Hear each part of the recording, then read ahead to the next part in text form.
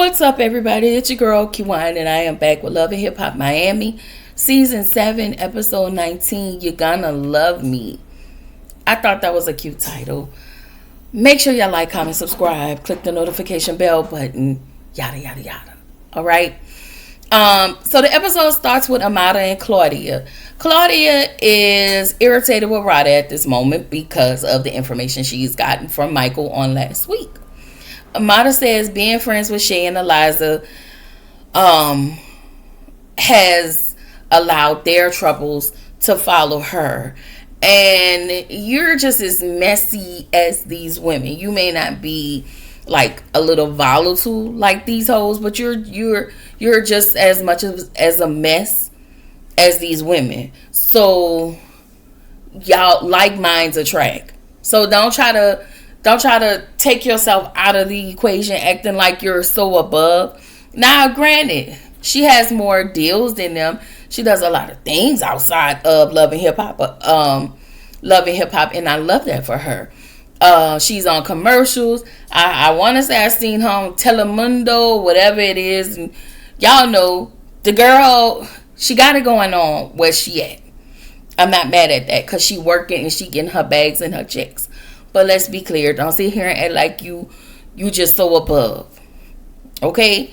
So, Claudia talks about Rada and how she feels like Rada isn't telling her everything. Claudia, you know Rada ain't going to tell you everything because she still want to be with Michael and she don't want to hear nothing about why she shouldn't be with Michael. If you ain't a dumbass like Rada and encouraging the bullshit, she don't want to hear it. So, Claudia was like, I think this is the moment where Claudia said it makes her want to step back as a friend. And I'm not mad at that. Because people like Rada don't want solutions. People like Rada don't want to change. They just want to complain, put all of their bullshit on you, and never ask you how are you doing. But, you know what, and Claudia, you set yourself up for that too. To be Rada's go-to person. I'm just saying. That's usually the way these things happen. They're so consumed in their stuff that, yeah. So, Rada's going to continue to complain. She's going to find someone else that she's going to complain about. Going to complain to if it's not going to be, it's not going to be Claudia. But it is what it is. So we get to Michael and Rada, I believe. Yeah, Michael and Rada. And as per usual, Rada continues to be a simple hoe. Like, she's still seeing Michael. She's headed to Ghana with him and the baby so they could go visit his mother. She said she felt sad for Mikey because she don't want to deny her son of her father. And I'm looking at her, and she also said, in addition to that, she wants this trip to reconnect him. And I'm looking at her like, ma'am, there is a difference between co-parenting and being in a relationship. You don't have to be with Michael in order to co-parent with Michael. Like, Rada says she's in peace with the Nadia situation. Yeah, because you've accepted in order to be with Michael, he's going to still go fuck Nadia from time to time. Okay? You Yvette and he Jody. Okay? I love you, but I like the bitches.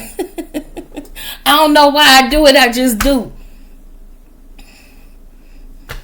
That's you. You've accepted the bare minimum, and that's what he's going to continue to give you. He's going to give you dirty, long, big African, and I'm in my brain. This is what my brain processes. This is what he gives, and he's not even eating your. Okay, not at all, not at the least. He's not even doing this. Sorry. He's not even doing that. Oh, girl. You're such a dummy. Like, you was a dummy, bitch. But you know what? Fine, Rada girl. Fine. You're at peace with him and Nadia.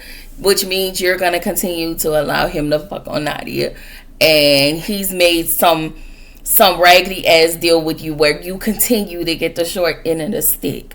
That's fine. So then we get to Shay, Eliza, and Shay's mom. Shay explained to her mama what happened with, I guess, the whole Joy situation of it all.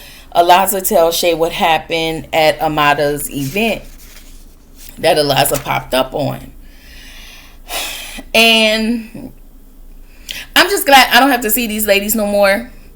Okay? And yeah. Anyway, Miami big head ass. Okay? She's seeing a spiritual healer, and she's still talking about Chuck.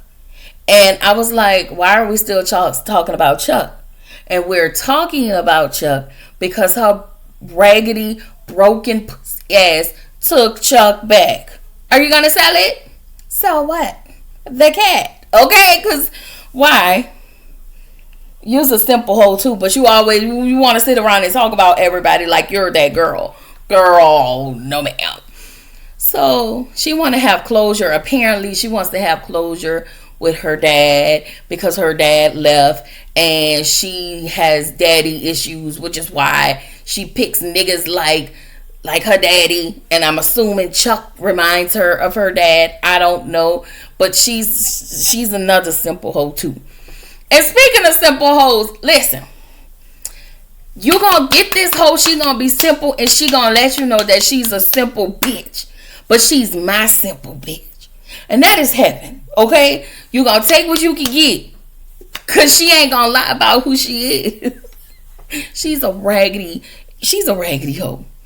Anyway, Heaven, she's apparently running Michael's business. How, I don't know, but he's telling her about all of his baby mama drama, and then when she responds and give him solutions, even though they may not be the best solutions, he tells her that she needs to mind her business. Sir, please, you're inviting her in your life. You are giving her all of this information for whatever reason, and maybe for Michael, I think Heaven is comic relief, kind of like for all of us. Heaven is comic relief, but you can't give me information and then when I respond and say this is what's happening, now you want me to be professional, or you want me to stay out of your drama. Well, sir, you added her in it. You already knew what type of simple-minded person, feeble, in words of Candace, what type of imp she is. You knew that. You knew she was an imp, but you allowed it. So anyway, she decided she wanted to be simple, raggedy, and messy, as per usual, because she called Nadia and was asking about child support and the money he was supposed to pay her and all of the things, and then they end up getting into it. And I was like, girl, this lady do way too much for me. She does way too much for me. So anyway, next scene, Hot Topic and Trick. So y'all know Trick is fucking with Larissa. And Larissa is upstairs because she's trying to drop it for a pimp. She's trying to get it from whoever can sell it to her, whoever can give it to her. Not sell it, but whoever can give it to her. Okay? She's going to try to go for the highest bidder. I don't know. She's a dumbass. Anyway, Hot Topic feel like Larissa is using him. And Trick was like, I'm only helping this bitch for beats. Like, you really calling this lady a bitches and she a pack of bitches and she upstairs? He was like, I ain't giving no bitches no money. And so she comes downstairs. So she's making a splash because life wouldn't be life if Larissa ain't getting into it with somebody. And they are going at it. Like, her and Hot Topic get into it, and Trick throw Larissa out. She had on some little bitty ass a pajama dress. Okay, she was fitting it. Okay, and I wasn't mad at it because her body, you know, it accentuated the little pajama dress she had on. So she walking up the street in her pajama dress, and she decided to call Michael because the Uber took too long because the bitch ain't got a car. So she called Michael about a car and she started yelling at him and he hung up in her face. Because who are you yelling at? Like, she was like, I'm sick of waiting on an Uber. Where is my car? Bitch, at CarMax. That's where the fuck your car is. Ho, go to CarMax and get your car. Okay? And she was like, he won't buy me no car. And I'm like, girl, you look a dirty ass mess. That's what you look like. Okay? You look a hot mess. But fine. So then we get to Kent. You are not funny, sir. He was having a conversation with Kat, okay, and they felt like his aunt should have supported him more. And I feel like your auntie was doing you a favor by pulling your weak ass off the stage with your weak ass eye. Like, I feel like that lady was doing you a favor. But hey, you know what? You can sing. You should use your voice. Be an independent artist. But you want to live off this lady and her feet. You want to pimp her and her feet out. And she too damn stupid to see that. But fine, girl, fine. So then we back at Miami Tip. She's with her dad. Her dad told her the only way he would talk to her is if the Love and Hip Hop cameras were up. And I was like, boy, if you don't get the fuck out of my face, like, you already left this lady. You wasn't ever there for that lady. And the nerve of you to request for cameras to be up so your ugly, dirty ass can be on TV. Sir, we don't want to see you. Okay, disappear like you normally do. I'm talking like I really know these people. And I don't.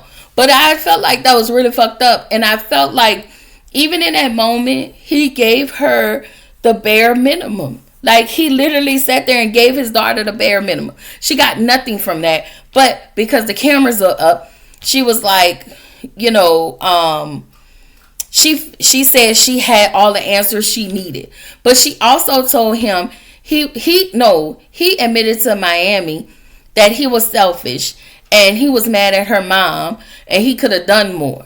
So what it sounded like to me was, after that lady decided that you couldn't fuck on her no more, you decided to leave and you wanted to punish her and you wanted to make her you decided to have her take care of Miami by herself without your input and without your money and all of the things and you not being there. That's what you did. Because you raggedy. I'm sorry. Woo. Break it back. Okay? I just wanted to say that. Because I feel like that's what happened. Okay, I could be wrong, y'all, but... and this lady is out here looking for love from this fisheye ass nigga that I don't know, he the ugly ass nigga. Okay, Chuck. Okay, Charles Lee Ray, him. So anyway, Kent meet with his auntie, and Kent felt like his auntie should apologize. And so he said he's not gonna apologize to his aunt for loving Kat and for being with Kat and loving, all the foot fetishes and the foot only fans of it all or whatever. I will say this. Not too many men will stand up to the women in their family for the women that they love. And I can honestly say that about Kent. Like, he gonna stand up for Kat, right, wrong, or indifferent. But sir, your old lady was wrong as two left foot. She came in meeting this lady on some bullshit. You knew that girl was on bullshit. And you knew she was disrespectful to your auntie. And you know why your auntie don't like her. So you can stop with the shenanigans. Okay, I will give you 5 cool points for defending this raggedy dick mouth hoe. Like, I can give you cool points for that. But what I cannot give you cool points is disrespecting your auntie, allowing this bitch to come in and disrespect your auntie. Like, no, what we doing? Anyway, podcast.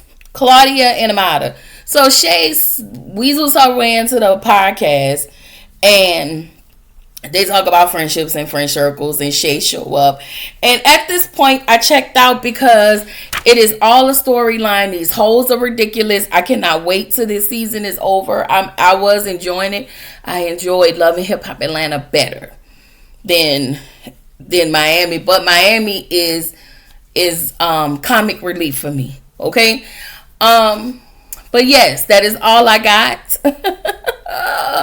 That is all I got, y'all. Just click the notification bell button, y'all, so y'all can get whatever I drop. Okay, this is your girl Kiwan reminding you to keep showing up, keep growing, stay true to yourself, and I will see y'all in the next video. Bye.